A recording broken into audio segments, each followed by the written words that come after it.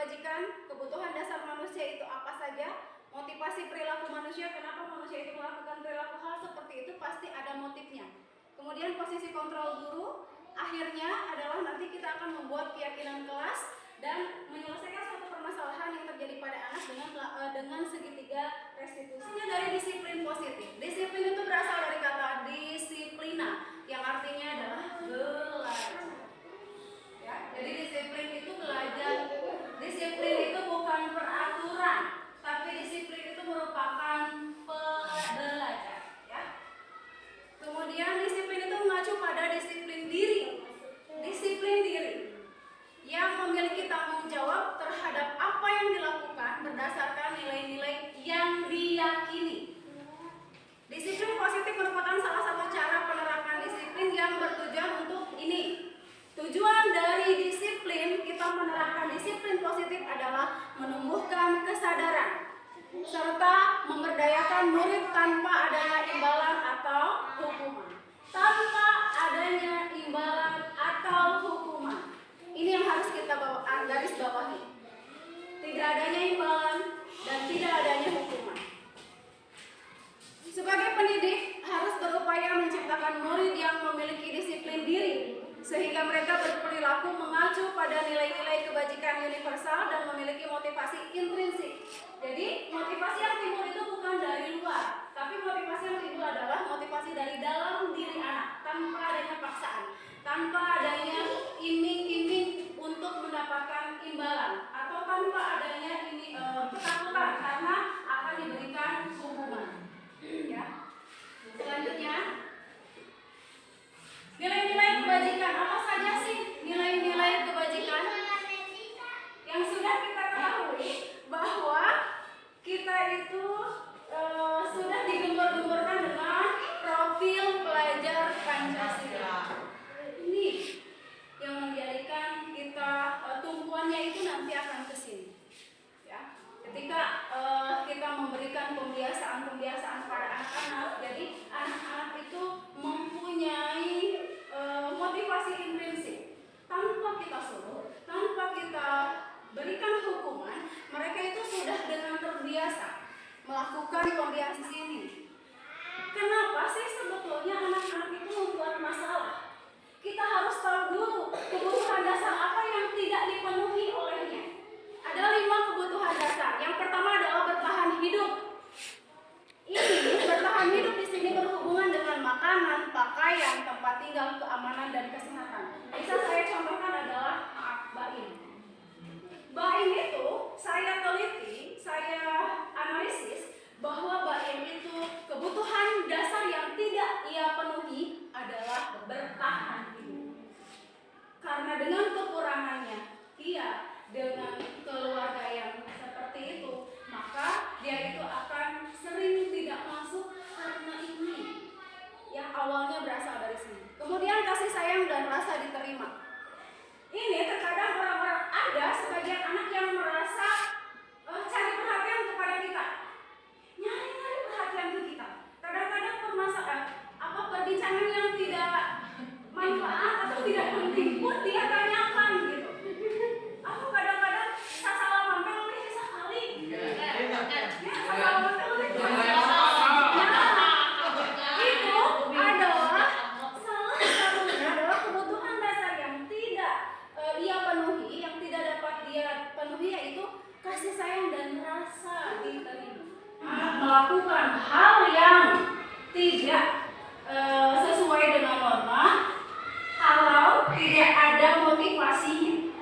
Ya, jadi ada kebutuhan dasar yang tidak dipenuhi oleh mereka. Nah, ini motivasi perilaku manusia ini lahir secara ekstrinsik dan intrinsik. Kalau ekstrinsik itu biasanya untuk menghindari ketidaknyamanan atau hukuman. Contoh, ada anak yang tidak mengerjakan PR. Nyampe ketemunya, lupa. Nyampe ketemunya dikerjakan di sekolah. Karena kita misalkan menanamkan bahwa hari ini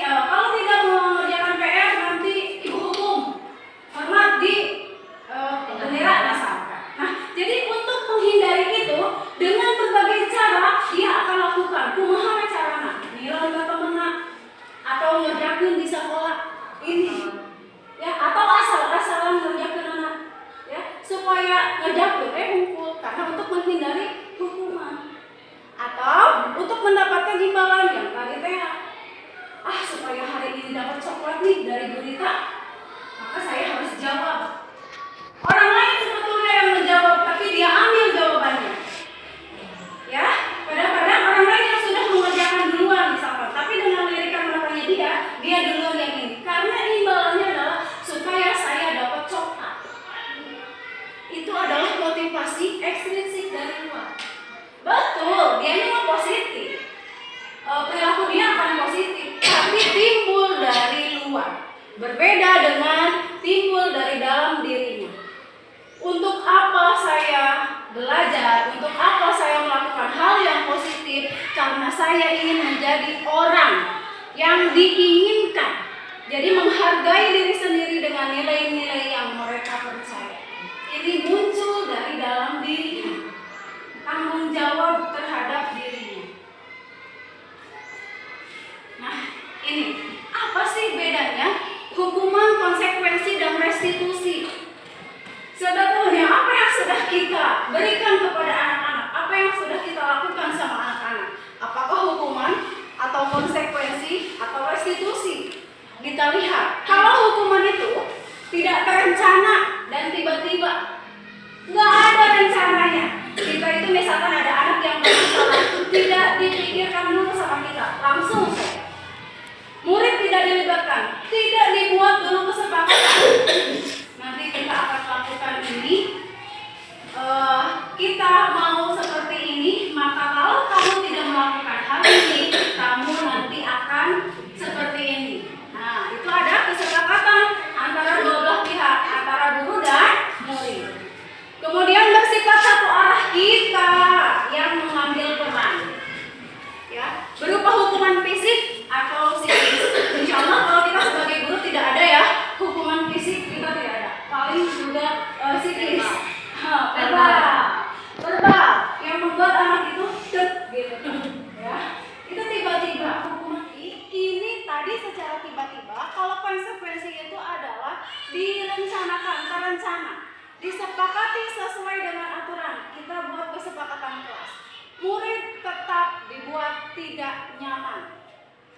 Ada kesepakatan kelas, ada dibuat. Tapi misalkan yang tidak piket didenda 20.000 misalkan.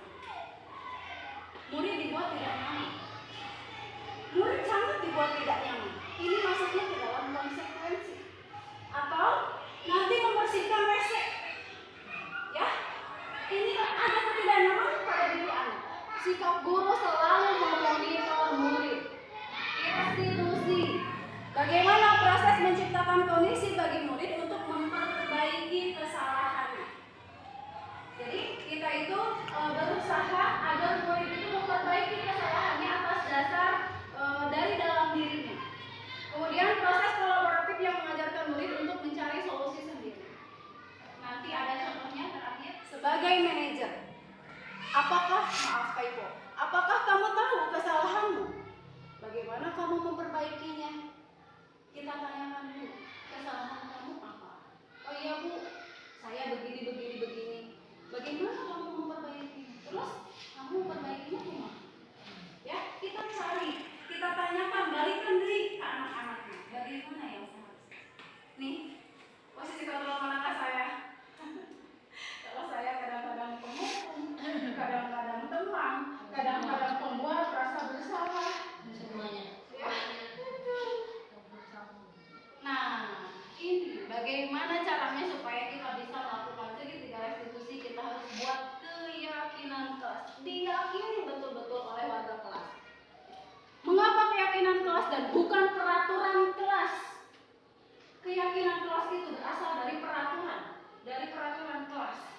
Kalau peraturan itu hanya satu pihak, ada aturan. Coba deh kita tanya sama diri kita sendiri. Kalau yang namanya aturan adalah suatu proses dialog tentunya antara kita dengan murid yang dilaksanakan untuk mewujudkan murid yang mandiri dan tanggung jawab. Caranya adalah ketika anak mempunyai masalah, namanya segitiga restitusi, ada 3 tahapan yang akan kita lalui. Pertama adalah menstabilkan identitas, validasi tindakan yang salah, dan menanyakan keyakinan. Ketika ada anak yang bermasalah, maka kita harus stabilkan dulu, bikin anak itu tenang dulu. semuanya, berbuat salah itu wajar kok. Atau ibu juga pernah kok melakukan kesalahan. Bikin anak itu tenang dulu. Kalau udah anak itu tenang, kemudian validasi tindakan salah. Contohnya, kamu pasti punya alasan mengapa kamu melakukan hal itu. Jadi tanya dulu. Padahal kamu bisa melakukan hal yang lebih buruk lagi. Misalkan kamu bisa sebetulnya berantem, tapi hebat kamu, atau tapi kamu sudah berhasil, kamu tidak sampai melakukan hal pertengkaran misalkan. Kamu harus bangga sudah melindungi sesuatu yang berharga menurutmu. Misalkan, Bu, saya diloyor kepalanya, tapi misalkan terjadi pertengkaran, maka kita akan validasi tindakan yang salahnya. Kamu harus bangga sudah melindungi sesuatu yang menurut kamu itu berharga. Betul gitu. Nah, nanti setelah itu menanyakan keyakinan. Apa keyakinan kelas kita? Misalkan keyakinan kelas yang sudah dibuat adalah saling menghargai. Misalkan, Bu, iya Bu, saya sudah tidak menghargai. Nah, disitulah baru. Lalu apa yang akan kamu lakukan? Nilai-nilai apa yang telah disepakati? Apa yang akan kamu lakukan untuk memperbaiki masalah ini? Ditanyakan ke anaknya. Bukan kamu harus gini ya, kamu harus gini ya, tidak seperti itu, tapi dibalikin deh ke anak-anak. Ya, KM-nya silahkan pimpin doa. Siap, berdoa dimulai.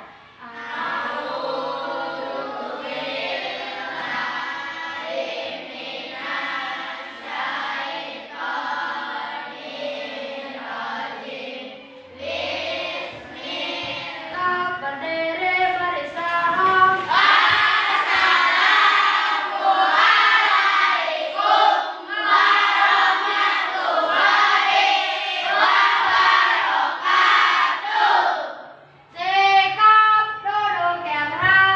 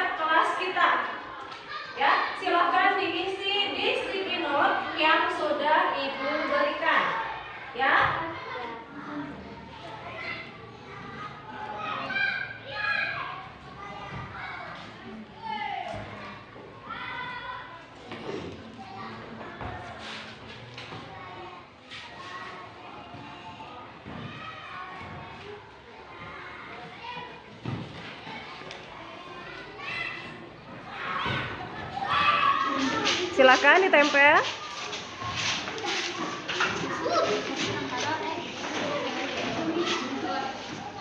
Gue akan bacakan kelas impian kita.